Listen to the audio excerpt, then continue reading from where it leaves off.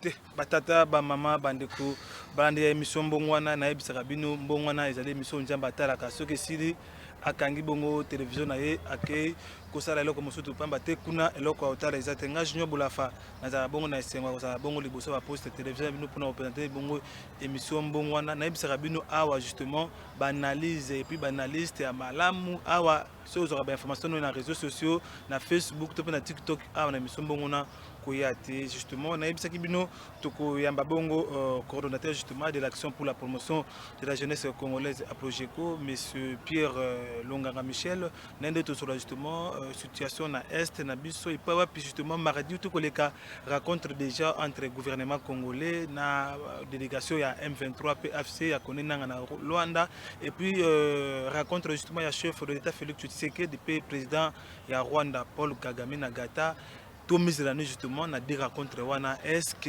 les solutions est-ce que les chemins idéal pour na kimia ils ont de manière définitive na mboka na biso to pe ezali justement au to ebi ezalaka na kaka après rencontre wana to komisa na le côté applicabilité ya ba décision et ça les makate to pe to ko assister justement après chef le ko kenaye après Félix fait mandat naye to komona bango lususu est-ce que ezali mituna to mituna ka mingi justement n'émission lelo tokozwa ma réponse na maema so tozali komitu na justement na des rencontres wana on a le but coordonnateur Pierre Michel Longanga mbote na yo mbote ndiko justement ezali justement passage non pour la toute première fois na Pifo télévision justement na émission mbongwana impression ezali justement na passage pour na balipso na émission mbongwana na Pifo télévision non impression na yo c'est la deuxième fois na cette TV vous est-ce qu'on peut na Pifo télévision ah ouais na sepeli makas na sepeli parce que les émissions nzambe atalaka eloba yo moko na esika nzambe atalaka fo biso tout totalanga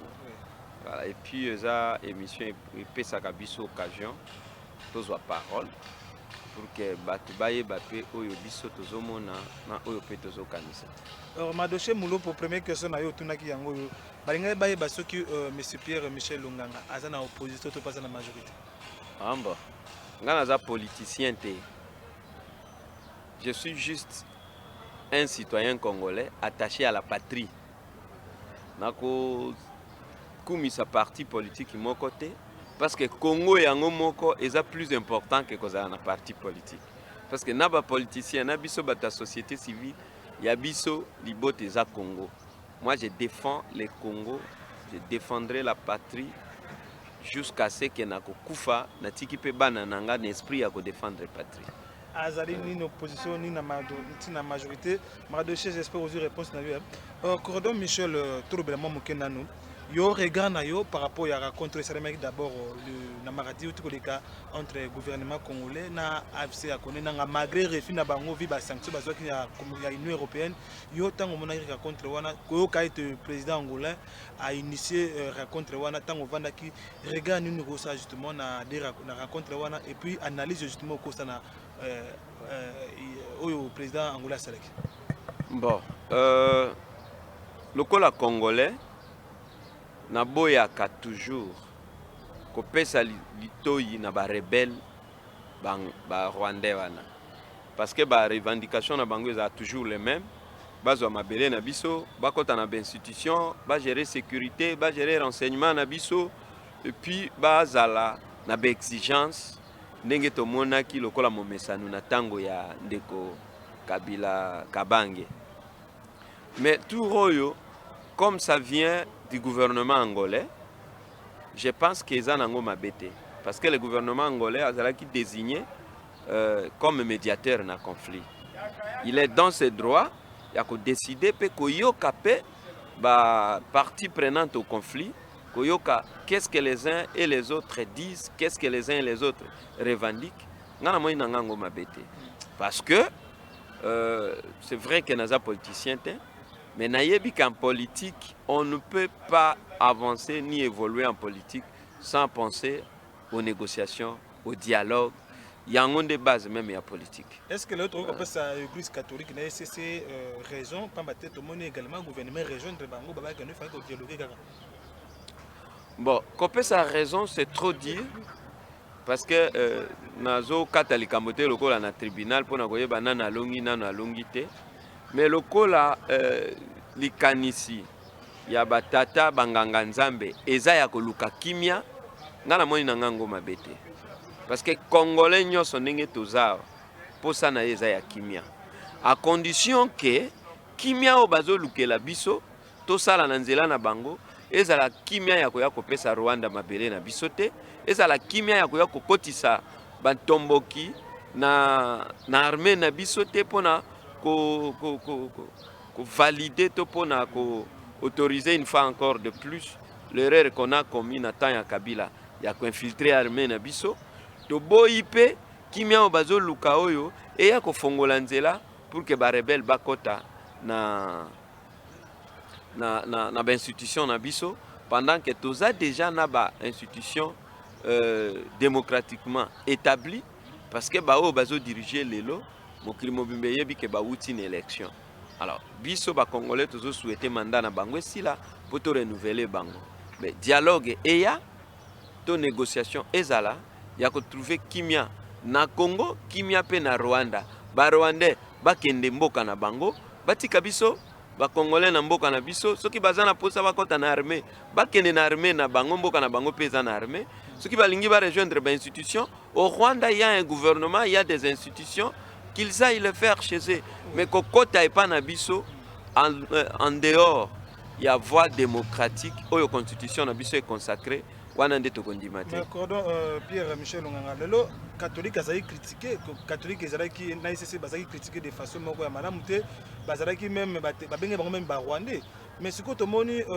après avoir kotambola oyo ICC na 5 ans à travers l'église catholique tambolaki après komona ba démarche basalaki tomona enfin gouvernement indimaki est-ce que lelo kofinga topé ko se baser sur ba individu est-ce que ça est nécessaire au moment moka muke zo kende muke na mboka rebelle bon normalement nga moko personnellement l'éducation oyo nga naza nango ndenge bakolisinga kofinga eza malamu te comment écoute ba église catholique voilà c'est ce qu'on appelle la brutalité c'est ce qu'on appelle aussi la violence tokotonga mboka na brutalité te tokotonga Congo yo na violence te eza pe malamu te parce que tozopesa ndakisa ya malamu te na mokili mobimba soki otali na Rwanda po bango nde baza ba ennemi principal oyo bazo signer biso je ne crois pas que tous les Rwandais baza d'accord na gouvernement na bango maintenant nous namona te za na réseaux sociaux ba jeunes to ba parti politique to ba nani ya Rwanda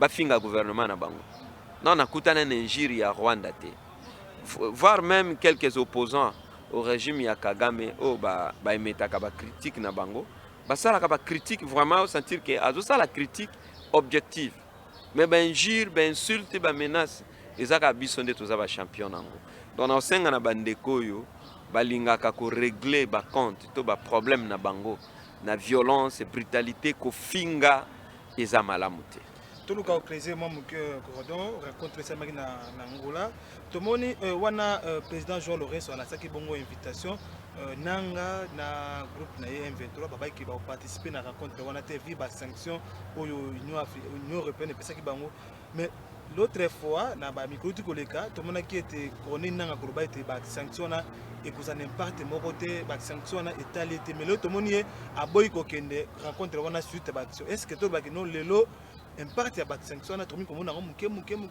et puis ba conséquence c'est qu'on a justement awa tomoni quelques dirigeants M23 pe ya Rwanda ba sanction impact na ngoto komona ngo ndenge ni Corneille Nanga kombo na rebelle n'est-ce pas rebelle na lingala elingi koloba motomboki c'est-à-dire moto a tomboki ami pesa ka pouvoir moko boyo ye moko azo imaginer azalaka na makambo moko boyo ya kanisi ya azanango bazaka pe na ba attitude to ma caractère ya kolinga ko bangisa batu nyonso c'est ça l'esprit qui anime M. Corneille Nanga amekaka ko beta tolo alukaka neti ko défier communauté internationale to gouvernement congolais ba sanction ko sala le côté mais abandi kolela d'abord le fait de refuser ya koya l'invitation ya gouvernement angolais eza ba caprice ba lokuta bazo sala wana ils ont désormais peur.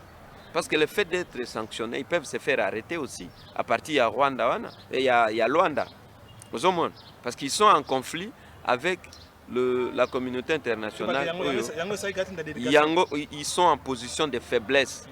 Comme Luka Bima, baluka occasion nini bakoya ko négocier pour bazala na moi force. Mais na minute c'est déjà trop tard pour na bango parce que ce que nous étions en train de réclamer toujours nous la population et c'est que le chef de l'État aussi insistait, c'est que akutanana Paul Kagame po yende patron ya bananga, patron ya ba Joseph Kabila, patron ya ba M23 na ba rebelle mususu wana nyoso. Donc ndenge salami déjà boye na Qatar.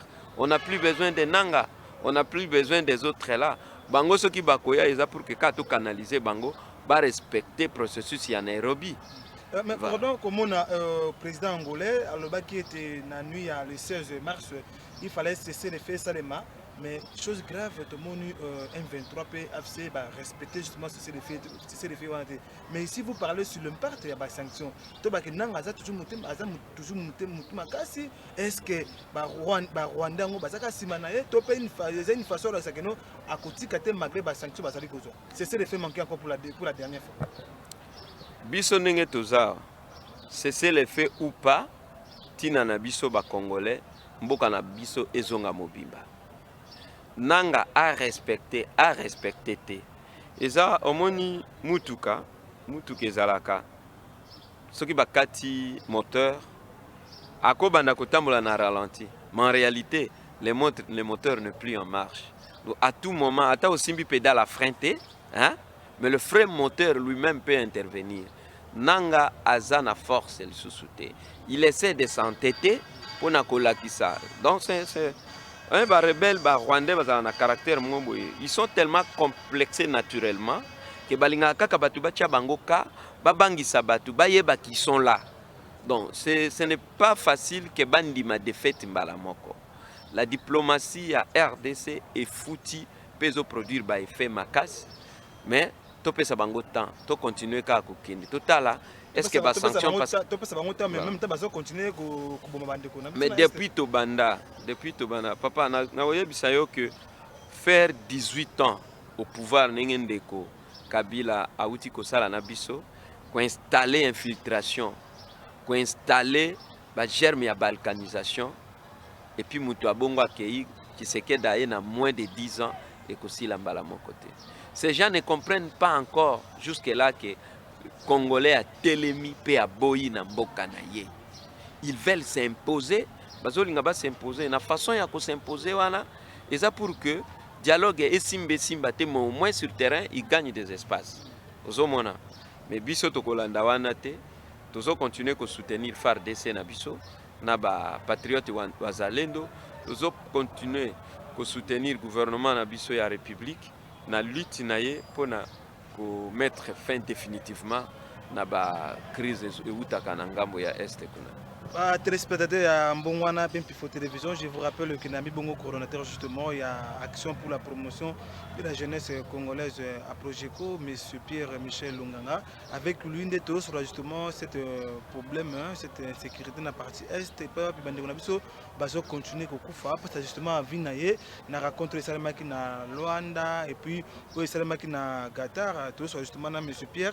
Après justement, Kabastroso pour que Kimezonga, M. Pierre et Lelo, comme on a Barthel, le leader politique, Jean-Pierre qui a Moïse Katumbi ensemble pour la République, il est favorable au dialogue direct avec l'UM23, tout le monde qui PPR2, à l'objet qui non, il y a moi côté ami côté na makambo nezate, tout le monde parti à jamais Kabunda l'objet qui non, il y a ko separa comme na Félix ko dialogue directement na Paul Kagame, ne sika le kana M23, yo ko yo ka ba discours ya ba leader politique wana.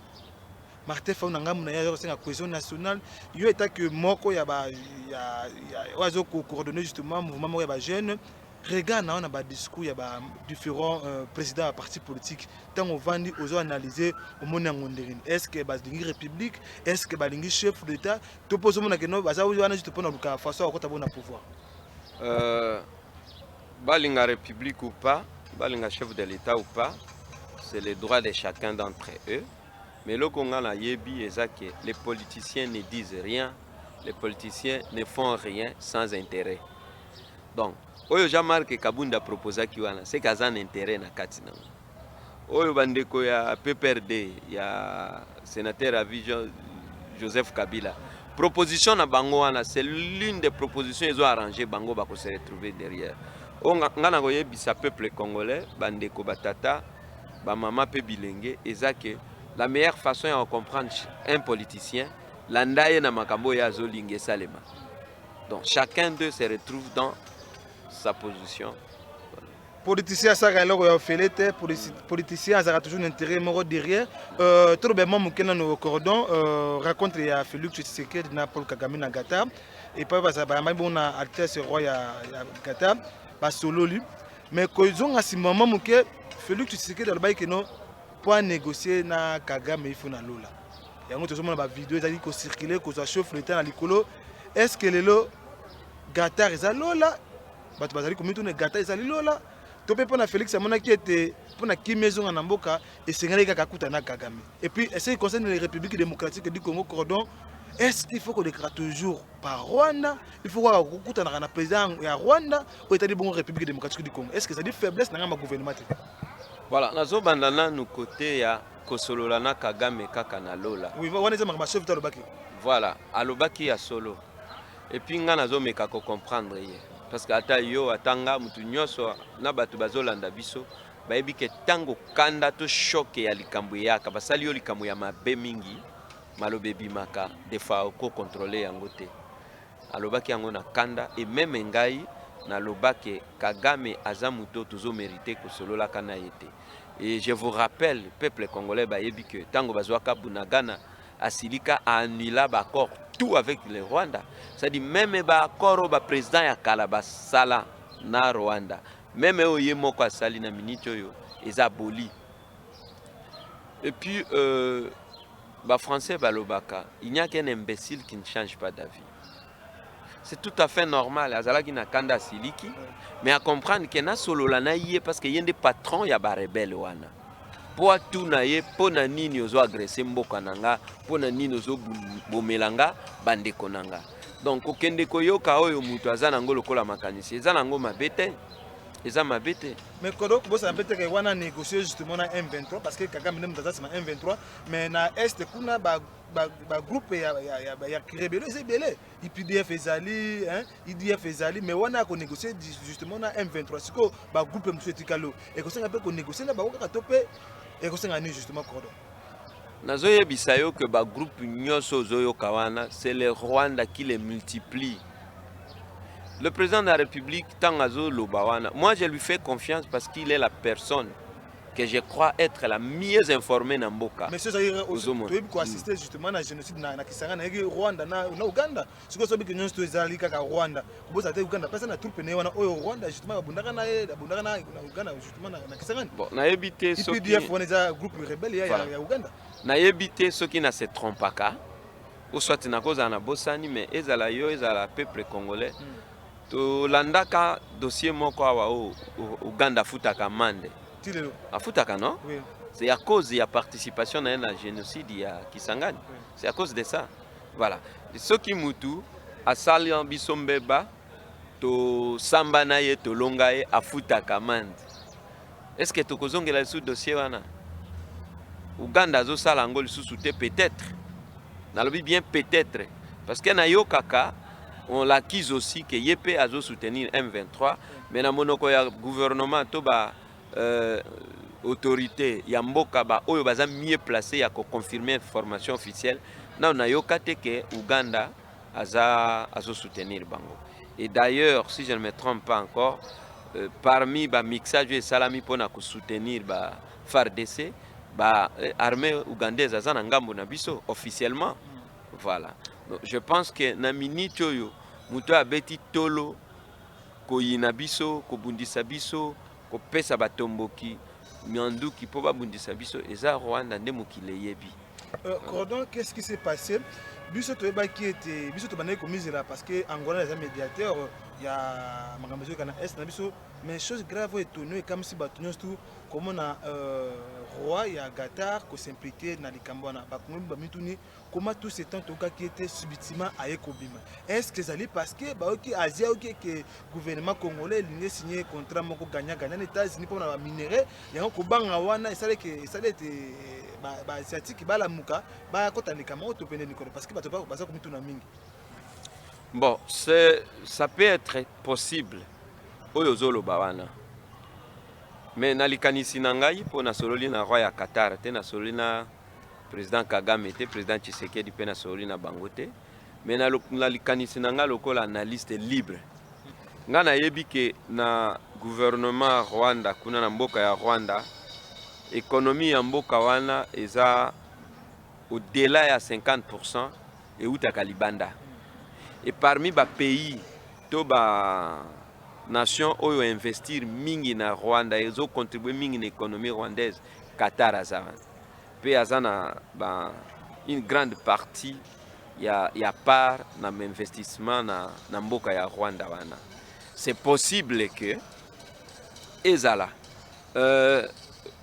Kagame tango amoni ba frapper ba dignitaire ya mboka na ye ba frapper ba responsable ya M23 oyo yende mutanoma bango a comprendre déjà que ndenge babandi kokata misisa boye lobi bakosimba nzete oyo ezaye.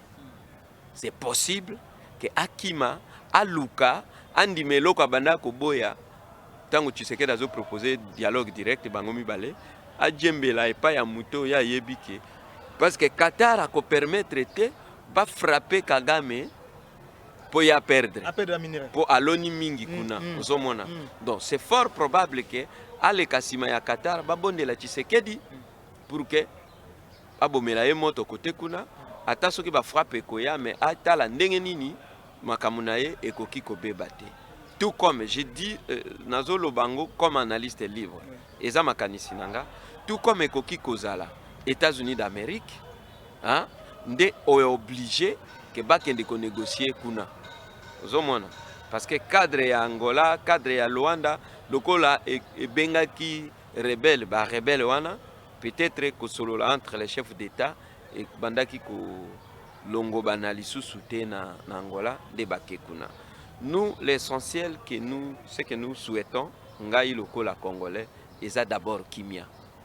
Initiative nyonso oyo ko permettre mboka na ngai ezongela kimia nango région ya Kivu, Grand Kivu mobimba wana na est na biso ezala na kimia sans ko hypothéquer souveraineté na biso, sans ko teka mabele, sans ko kotisa ba Rwandais na gouvernement na ba institution na biso na sécurité to na renseignement na biso to kondima yango. Est-ce que coordonner c'est le to komona gouvernement Qatar nesika baba na location ko minerai de manière frauduleuse na côté à Rwanda? Est-ce que les autres komona bango vira contre wana to komona bango koya de manière légale na mboka na biso pour na besoin si na besoin minerai? Est-ce que to komona bango réellement to ba continuer justement koleka na nzela Rwanda parce que mokili mbebe que no Rwanda a zozo ba minerai ou azali koteka de manière illégale? Est-ce que les autres komona gouvernement à Qatar et il y a na Congo kozwa minerai na biso de façon légale? Ce qui est koya, c'est que va respecter le président Tshisekedi Alobaka toujours, parce que même avec les Américains, avec les Européens, ayebisaka bango que mabele eza ya biso, ba minerai critique au bozo luka eza ya biso, le gouvernement congolais a ses portes ouvertes, hein, pour na koyamba mutu nyonso alingi to travailler to collaborer, gagnant-gagnant, c'est-à-dire bozu yango bo bénéficier Congo petit kali na ndamu na ye a bénéficier parce que eza biloko na biso. Mais ce qui gouvernement ya Qatar endimi nzela wana mabe ezata cordon ozobosa ko signer contrat gagnant-gagnant paix contre minerai na biso. Est-ce que contrat wana au chef de l'état de nga signer na ba américain ba risque za makasi cordon et ko créer guerre mondiale parce que Russie aussi que non Russie au séparateur Asie au séparateur contrat bongo osoma na que no Congolais Congo ko perdre makambe belé. Non, biso d'abord nous sommes un pays souverain, tous indépendants, oui. N'est-ce pas? Oui. Voilà. Biso tous na ba minerai partout. Obo pesi ba na maboko ba américain. Yo kanan tous na ba minerai partout. À moins que la chef de l'état a que signer accord moko ezo stipuler que Amérique kaka nde azozwa minerai ya Congo mobimba. Non. Mais ce qu'a pesi bango par exemple gisement ya Kivu. Bona Sankuru epa nanga kuna. Bongo na Équateur. Bongo na bandi. Ba minerai ba Congo ba biki minerai mingi sera ba na est kuna ngomoni ba bezana. Non, ezana ba. Na Sankuru to ka kimia to ka pena. Ata na Kivu wana, ata na Kivu. Na ndimite ka teki Kivu. Ce qui ba ko exploiter. Ba ko exploiter par exemple na Kalehe. ba Russe baza na Calais, je donne un exemple. Ba Chinois baza na Uvira. Ba Américain baza na Walungu. Où est le mal? Nyoso waka pona Kagame zo tabino ma lezi kodo. Ezaka pona Kagame te biso pe toza na droit to mona biloko na biso ebimaka na mabele ete kamato zwela ngombongo to sala makamto toza na ngo. Mais bino bozo te kate bino bozo l'échange. Bon pesi bino kimia bino pesi bon minerais. Bozo bote continue. Bon na yebite soki ekomami bongo mokolo tokomona koro wana tokotala nga naza peuple congolais, je suis jeune. Nakoyebisa ba jeune toboya yango parce que kimia ya ko hypothéquer ezalaka kimia ya malamu te. Biso tolingi baya ba exploiter parce que Rwanda zo yibe pa na biso azo kende koteka bazo pesa mboko. Mais boni biso moko bakolo biloko bazanga kopesa biso mboko. Je vous rappelle que Nami Bongo, coordonnateur à Projeco, Action pour la promotion de la jeunesse congolaise, M. Pierre-Michel Lunganga, justement, tous on a justement des rencontres de Salim Bongo na Angola et puis na Qatar en Angola. Tout ça qui bon représenté dans le gouvernement, kasi na Qatar, chef d'État Yemoko, azaki face à face na Bamolog na Kagame et puis il y a roi ya Qatar, cordon Thomas Danani justement na rencontre ya Liboso, au Samangi na Luanda, par résolution. Tout le monde va attendre que ça justement na raconter ça mais bon na Luanda. Ça la pause. Ça la pause. Ça pose. Au cordon tout le monde justement va attendre que ça na première rencontre ça na Angola entre gouvernement na M23. Tout le monde na ba résolution ba kozwa kuna est-ce que les fruits ou comme ça na kimia topé juste mascara oyo toko otomesana ko assister ya kokutana na ba rebelle chaque gouvernement ko il faut kokutana ba rebelle tout mes amis justement na première rencontre et ça même na Rwanda. Bon, c'est difficile tout ça la analyse ou bien to pronostiquer parce que ça la mité bakete. Le dialogue ango eza raté. Oyo biso tokoki ko espérer eza rencontre ya deux chefs d'état congolais oya biso na Rwanda oya zo bundisa biso. Je pense que rencontre wana eza hasard. Justement, il y a résultat. Mais gouvernement, mais délégation de la gouvernement qui déjà. Qui est déjà en Angola et puis il paraît que nos gouvernements il y a un 23 qui est déjà avant même la décision. Non problème est que Kendeza Alikambute l'isolon de salamité. Équipe d'avance et Kendaka comme d'habitude. À tant il fallait Kagame na président Fachi Bakutana. Ba équipe d'avance ba Kendaka. Voilà, au Kagame Boyaka. Obosani entre janvier décembre boye voilà aboyaka kende kité c'est normal donc équipe d'avance to délégué wana bangote batu ba ko engager mboka ba oyo ba ko négocier direct o bazo engager rébellion bazo engager Rwanda to bazo engager Congo lokola ba sololité ba kutanité ba lobé le côté ça eloko wana toko considérer en goutte. Cordon et que cordon, bah conséquence nous justement à Watomoni refi na ngambo ya M23 et pas ya connaître na ambassade de refi na est-ce que bah conséquence c'est cause là est-ce que communauté internationale topé Union européenne ko ba ça ba sanction topé ko senga maintenant il faut pas s'imposer de manière refi na bango et contribuer na avantage mon côté na bango. Mokili mo meyebi ke d'abord ba yoki soni. Et puis, baboyi koya ko négocier na position de faiblesse. C'est ça. Conséquence mon côté na refi na bango oyo ko salema na mboka na biso. D'ailleurs, biso nyonso ba congolais tolingi kutu négociation na bango te. Le fait ya ke bayete et lobeli biso ni chaud ni froid. On ne veut même pas d'eux parce que koyoka bango et ko bimaka ba bêtise na kati. Ozomona. Donc, nenge bayete biso kutu to sepeli to négocier na bango te. Et puis ngai na sepeli peli susu lokola président Tshisekedi bakutani na président Kagame parce que na interview nyoso maloba na eza na TV5 ata France 24 même wana mboka a déclaré toujours que je ne négocierai pas avec les rebelles mais je veux plutôt négocier avec leur patron qui est le président rwandais. Ouais. Pourquoi il m'agresse, pourquoi il tue mon peuple. C'est clair. Et je pense qu'il n'a pas manqué à lui poser cette question en présence. Il y a Émir, il y a Qatar. Oui. Bakutani na Qatar, cordon, tout le monde justement, Bakutani après avoir pour Kima, tout le monde Paul Kagame Kima qui, ce que le Bakutani na Qatar, tomizela nous justement na rencontre ya bato mibale wana oyo de temps en temps tumane ko souhaiter babana ko kutana te mais le bakutani est-ce qu'ils allaient réussite ya diplomatie chef de l'état et puis na diplomatie yango tomizela nous justement na rencontre ya Kagame na président Félix Tshisekedi lobby avant-hier na je ne me permettrai pas de passer devant l'auto total à communiquer parce que après rencontre il y a un chef d'état communiquer l'andanaka. Problème est à cesser les faits, c'est un pas, non? Cesser les faits, ça dit bitumbeza le sous-souté. Mais elobami cesser les faits. Biso toko salani. Toboya cesser les faits. Elobami oh ba négocier qui peut-être au moins en matière de négociation, hein, on peut ne pas obtenir tout ce que vous réclamez. Vous voyez? Parce que la partie adverse, elle aussi, azanaba oyo azo réclamé. Jamais ba gagnant en 100% dans la négociation. Et l'étape à liboso ils a cessé les faits. Yami balé na yebi que président Tshisekedi a réclamé toujours retrait. Il y a ba troupes rwandaises, c'est-à-dire bazonga et pas na bango, ba rwandais wana bazonga. Je crois que ceux qui na rencontre na bango makambo elobama qui eza na sincérité na kati, c'est qu'on va aboutir au retrait ya ba rwandais. Et puis tu crois c'est na kimia définitif ya namboka na biso pour que tout soit kimia définitif. Oui.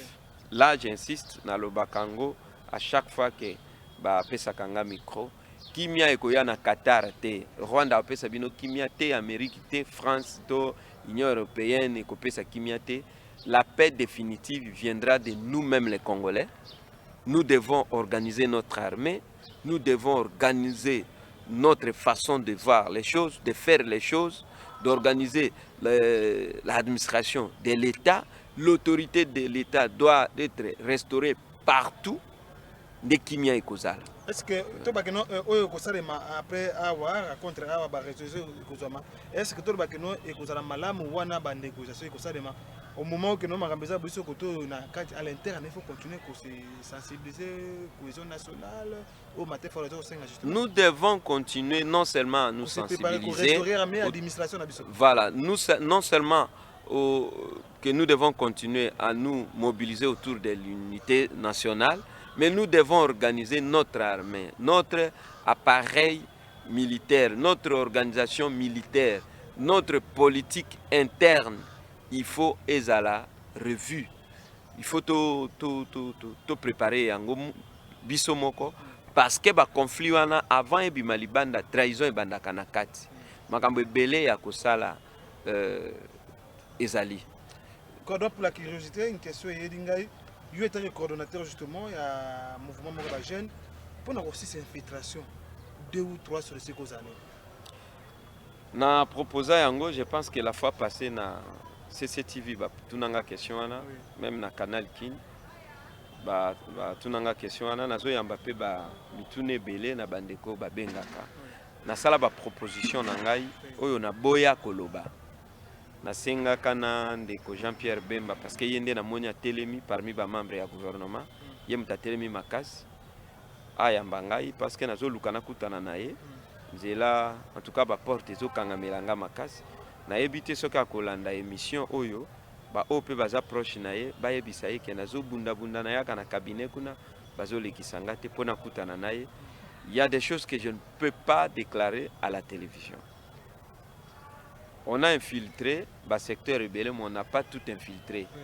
Ba baby celibiso makambo rebelle, mais ba baby sanyo sauté. Et ça la makambo yotokoki ko sala e ko sunga Congo.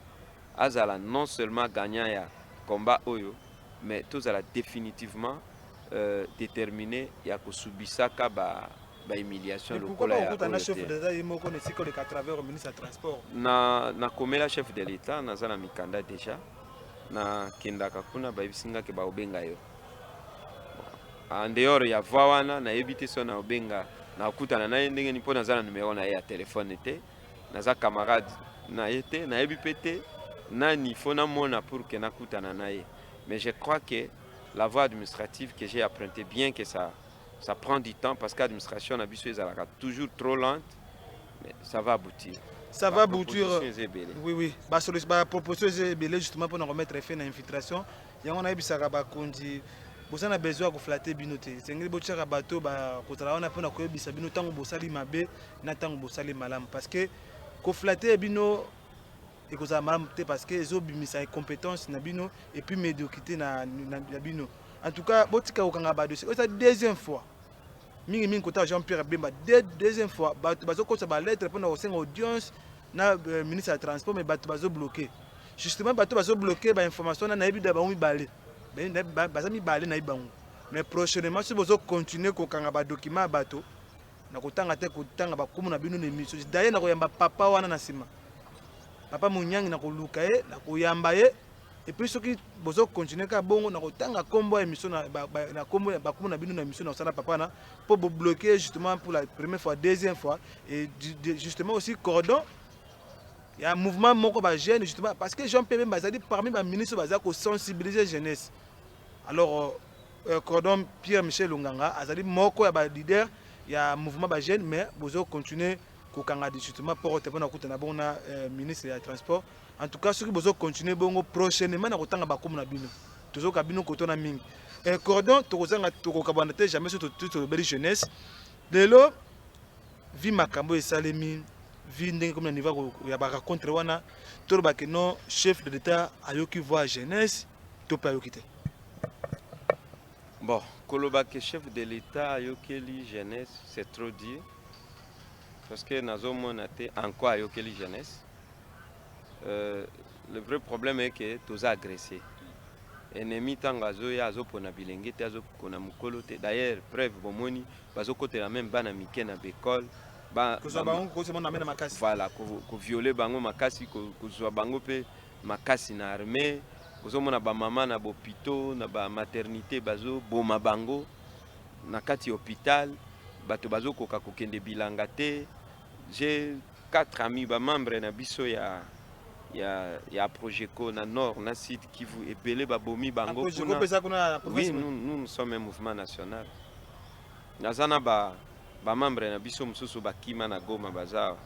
Nazana président na biso représentant na biso ya sud Kivu akima ki azawa. Nazana Kinshasa prochainement. Na ba ministre bakimi kuna bazawa, ba ministre belé. Bazawa. Donc kimia wana tozana ngo na posa biso nyoso. Ko répondre na jeunesse na guerre oyo chef de l'état nano répondre à jeunesse penzate en dehors ya biso ba jeune kutu nde tozo répondre parce que a bengi biso to se sensibiliser to se mobiliser to kota armée to se mobiliser to se sensibiliser oyebi ozomona combien d'activités na sali tozo lutter contre infiltration contre intoxication contre fausse information to koti armée mais ma proposition biso tozo salaye yena no respecter yango te nan ba répondre te nan ba répondre te ce que cordon aujourd'hui coordonnateur justement ya Projeco nous beaucoup compter ko sala justement to nini beaucoup sala justement après ba rencontre est-ce que beaucoup organiser activité moko pour na ko sala bongo appel na conscience est-ce que beaucoup sala activité moko yakuta na mokonzi to pe beaucoup préférer na bino ko kanga maboko vi ki ba répondre non binote non biso to ko kanga maboko te eloko foye bezake président Félix Antoine Tshisekedi aza chef de l'état mokonzi ya mboka mais mboko eza ya ye moko te.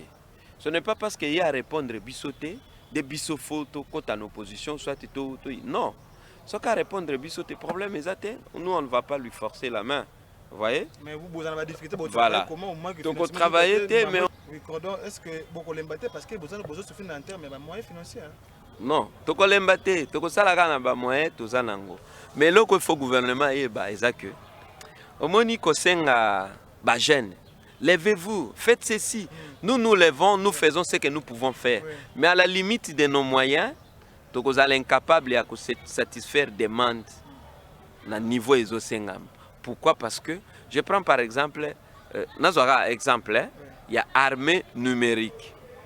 Les gens qui défendent nos ennemis, les Rwandais, les rebelles, ils sont payés, ils sont financés, ils sont formés, ils sont équipés. Na yebité. Non, na yebité. Na yo qui en okai pa na yo. Mais biso to ça n'a pas première proposition. rencontre na Rotana, deuxième rencontre avec na stade de Martyr, qui va jouer $20 et puis jusqu'à présent ba moyen il paraît bon on peut ça détourner na armée numéro chef d'état d'inga créé directement. Voilà, na yoka lisolo wana information na nazui yango te. En tout cas, je ne peux pas affirmer des choses que je ne maîtrise pas. Ma proposition tozo sala ezaka ka ko intégrer armée te, ezaka ko sala armée numérique te. Ça fait partie même la campagne nationale et à sensibilisation pour une veille patriotique, ça fait partie. Nous avons tout un cahier de charges au tozo proposé parce que nyoso tangi na oloba esala ezo sala manangambu ya banguna na biso. Ezana makambo mususu to proposer oyo ezate mais banguna bazana ngote. Même na gouvernement na biso bayebi yango te. Et ça va aider beaucoup. Ezala to continuer na guerre. Ezala to négocier to fani na bango même pendant la d'ailleurs ko négocier ko zongisa ko yokana na bango kutunde proposition na biso ane ko travailler sous makasi pona ko demboka définitivement et s'en sortir d'infiltration. Comme Nasuka Missombongwana, je vous rappelle que Nambaye Bongo, coordonnateur justement, il y a Action pour la promotion de la jeunesse congolaise, M. Pierre Michel Onganga. Justement, tout ça, justement, on a des racontes que ça en Angola et puis en Qatar pour la solution na est na biso après si point de vue na kasi pour la proposition ya kosi infiltration à garder yango azo senga audience na et pas ministre du transport Jean-Pierre Bemba et puis a commis ba lettre pour la présidence mais jusque là à répondre en tout cas ba conduire botali effort ya soutenir parce que jeunesse yango na moment crucial de besoin de jeunesse le moment crucial na moment que nombo que comme otenga mabo besoin la peine la jeunesse mais quand il s'agit à ba pouvoir, il y a partage, il y a pouvoir, il y a parti politique, il y a poste mort, il na bino. Mais même pas na ba proposition mort ya ofele nenge boza boso bo bengi asengi bongote juste boyoka juste yé. En tout cas si vous répondre justement na ba proposition bango en tout cas ezala bongo malam cordon to comme na suka émission 2 ou 3 minutes ni na tuna klote sengela ko loba ni ne sengela ko loba na lobino na tunyote na 2 minutes ta caméra. Et puis tu clôturer l'émission na Sija Liboso, il y a raconte en Angola et puis deuxième rencontre au Semebo na Gata à 2 minutes ou 3 minutes. Na Mukuse na ko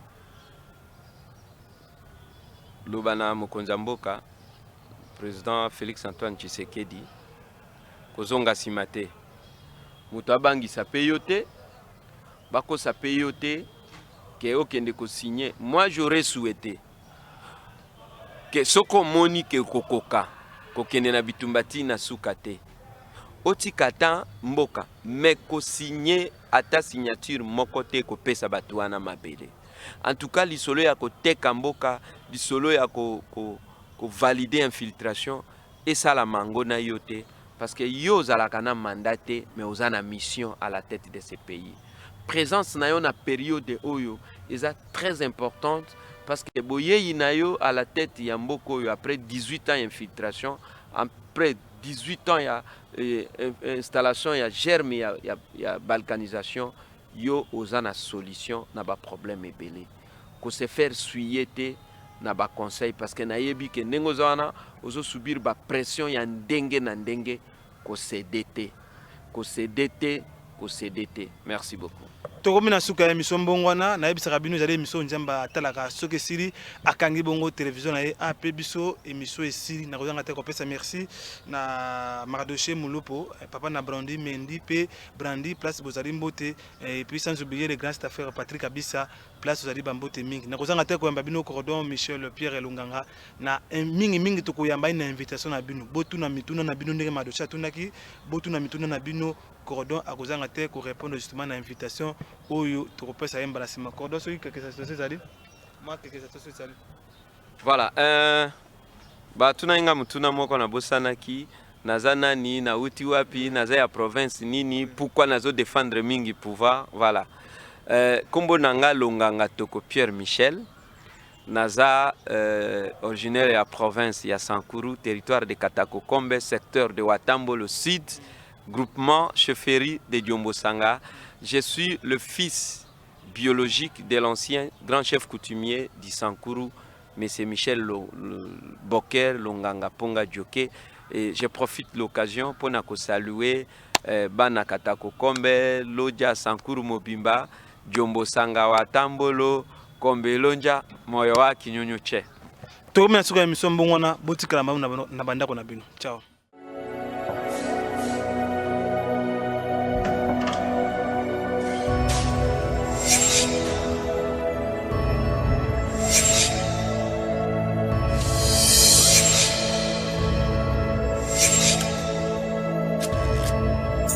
Abonnez-vous sur Pifo Télévision, vous informer sur notre devoir.